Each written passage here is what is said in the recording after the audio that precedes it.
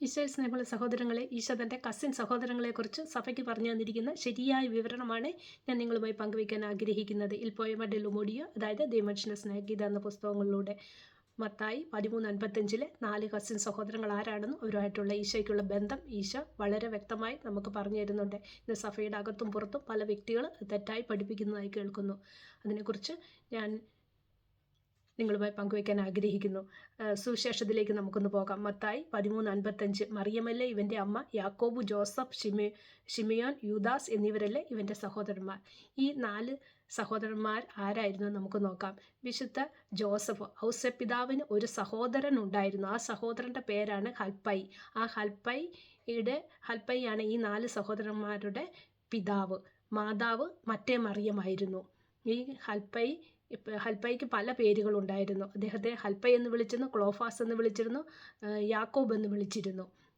ഈ 4 സഹോദരന്മാരിൽ ഇളയവരായ യൂദാസ് തദേവുസും ചെറിയ യാക്കോബും ഈശോയുടെ 12 അപ്പോസ്തലന്മാരിൽ 2 പേരായി തീരുന്നു.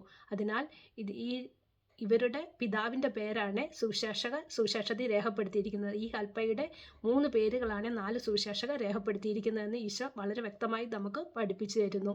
അതെവിടെയാണെന്ന് നമുക്കൊന്ന് നോക്കാം. മത്തായി 10:3 ഹൽപ്പയുടെ പുത്രനായ യാക്കോബ്, തദ്ദേവൂസ്. മർക്കോസ് സുവിശേഷനും ഈ പേരുകൾ തന്നെയാണ് സ്വീകരിച്ചിരിക്കുന്നത്. എന്നാൽ ലൂക്ക 16:15 ഹൽപ്പയുടെ പുത്രനായ യാക്കോബിൻ്റെ മകനായ യൂദാസ് എന്ന് രേഖപ്പെടുത്തിയിരിക്കുന്നു.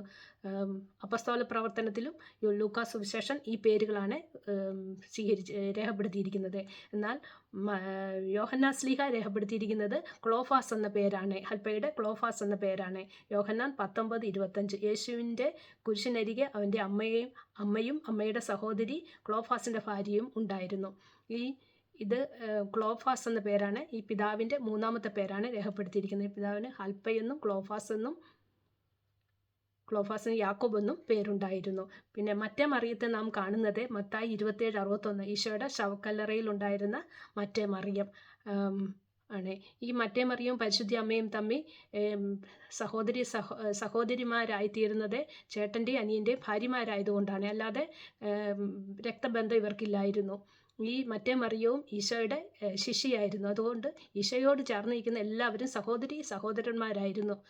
പിന്നെ പരിശുദ്ധ അമ്മയും ഈ ഹൽപ്പയുടെ ഭാര്യയും ചേട്ടൻ്റെ അനിയൻ്റെ ഭാര്യമാരായിരുന്നു. അതുകൊണ്ടാണ് ഇത് സഹോദരിമാരെന്ന് വിളിച്ചിരുന്നത്. ഇതെല്ലാം വളരെ വ്യക്തമായിട്ട് ഈശോ നമുക്ക് പറഞ്ഞു തരുന്നുണ്ട്. അതുകൊണ്ട് ശരിയായ വിവരണം നാം പഠിക്കുക, സ്വീകരിക്കണം. എന്നിട്ട് ഈശോയുടെ 2ാം വരവിനായി ഒരുങ്ങണമെന്ന് ഈശോ സഭയോട് ആവശ്യപ്പെടുന്നു, ലോകത്തോട് ആവശ്യപ്പെടുന്നു. Thank you. Praise the Lord.